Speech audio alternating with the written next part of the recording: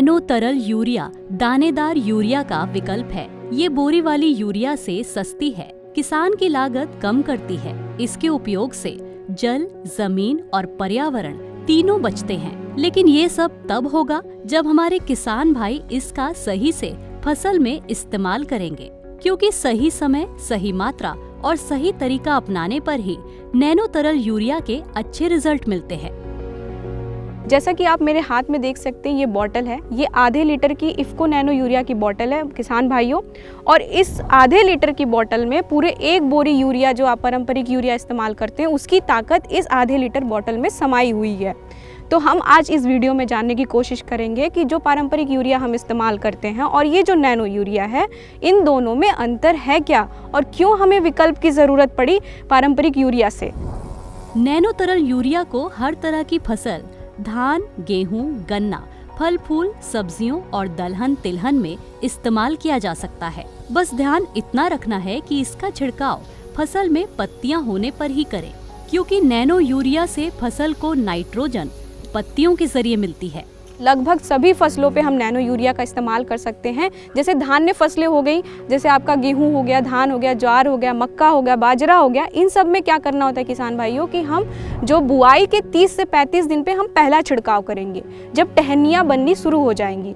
फिर जो दूसरा छिड़काव होगा वो 20 से 25 दिन के अंतराल पे, मतलब पहले छिड़काव के 20 से 25 दिन बाद हम दूसरा छिड़काव करेंगे किसान भाइयों। अगर तीसरा आपको लगता है आवश्यकता है खेत में, तो आप तीसरा छिड़काव भी कर सकते हैं। सब्जियों में भी सेम यही काम करेंगे हम, जो बुआई के या फिर रोपाई के, अगर आपने रोपाई की है सब्जी में, जो कि अधिकतर वही चीज़ें होती हैं, तो रोपाई के 20 से 25 दिन बाद आप पहला छिड़काव करिए, दूसरा छिड़काव पहले छिड़काव के 20 से 25 दिन बाद आप करिए। दलहनी और तिलहनी फसलों की भी बात कर लेते हैं इसी के साथ किसान भाइयों। दलहनी और तिलहनी फसलों में भी बुआई के आप 35 से 40 दिन बाद पहला छिड़काव कर सकते हैं। और जैसा कि आप जानते हैं कि दलहनी फसलों में उतना नाइट्रोजन की आवश्यकता नहीं होती है, क्योंकि वो खुद ही वो पर्यावरण से नाइट्रोजन फिक्स करती है वो पौधे, तो उसमें दूसरी स्प्रे की आवश्यकता नहीं होती है। तिलहनी फसलों की बात करते हैं तो आप वही 20 से 25 दिन के अंतराल पे दूसरा स्प्रे कर सकते हैं।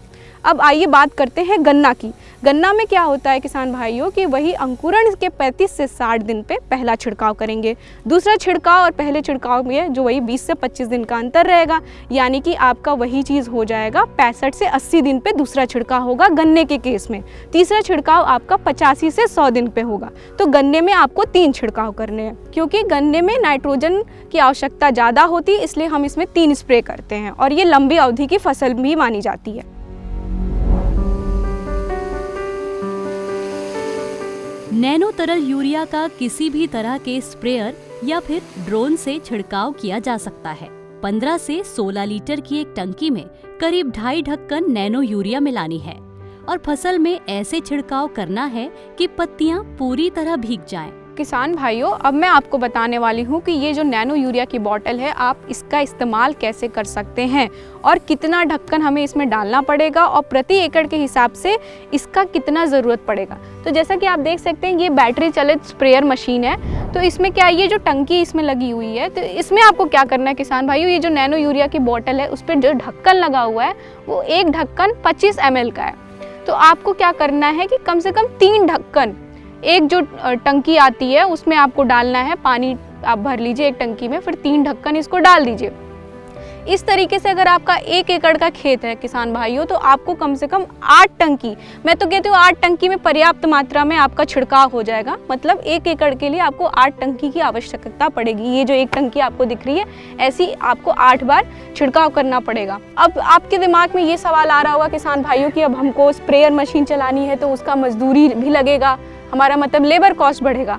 तो मैं आपको बता देती हूँ कि जो नैनो यूरिया है, ये अनेक जो अलग अलग रसायन है, जैसे आपका अभी सागरिका हो गया और भी जो जल विलय उर्वरक यानी जो WSF होते हैं, उसके साथ बाकी जो आप फफूंदनाशक या कीटनाशक अपने खेतों में जो डालते हैं, जो कीट मकोड़ों से बचने के लिए या फिर खरपतवार के नाश के लिए आप जो डालते हैं, उसको भी आप नैनो यूरिया के साथ मिला के स्प्रे कर सकते हैं। मतलब एक ही साथ आपका दोनों काम हो जाएगा, मतलब आपका मजदूरी का जो खर्चा है वो भी बच जाएगा किसान भाइयों।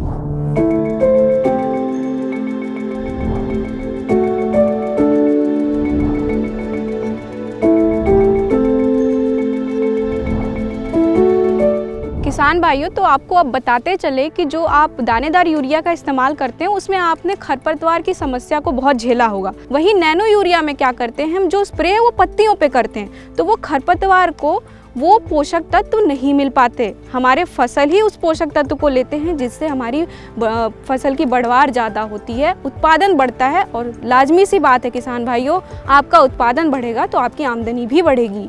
अनाज, शाक, भाजी वाली सभी फसलों के साथ नैनो तरल यूरिया को पशु चारा वाली फसलों में इस्तेमाल किया जा सकता है। इफ्को के मुताबिक बरसीम और चरी जैसी फसलों में इसके शानदार परिणाम मिले हैं। तो किसान भाइयों, मैं उम्मीद करती हूँ कि आपके बहुत सारे प्रश्नों का उत्तर आज मिल गया होगा। और मैं आपको ये बताना चाहती हूँ, आपको ये विश्वास दिलाना चाहती हूँ कि आप जो ये नैनो यूरिया का इस्तेमाल आप एक बार करना शुरू करेंगे, आपको जैसे ही परिणाम मिलना शुरू होंगे, आपके अंदर खुद आत्मविश्वास बढ़ेगा और आप खुद इसे क्रय करने के लिए आएंगे। मैं आपको बता दूं कि नैनो यूरिया एक स्वदेशी उत्पाद है जो विश्व में सर्वप्रथम इफ्को, जो एक किसानों के हित के लिए संस्था जो काम करती है और वो जो विश्व की सबसे बड़ी सहकारी संस्था है, उसने बड़ी ही मशक्कत, बड़े ही मेहनत और काफ़ी रिसर्च के बाद इसे बनाया है। तो किसान भाइयों, इसके इस्तेमाल से आपकी लागत में कमी आएगी, आपके उत्पादन में बढ़ोतरी होगी, आपका जीवन और खुशहाल होगा। अगर आप खुशहाल हैं किसान भाइयों, तो हमें पता आप अन्नदाता हैं, हमारे देश की भी खुशहाली और तरक्की आप ही से जुड़ी हुई है।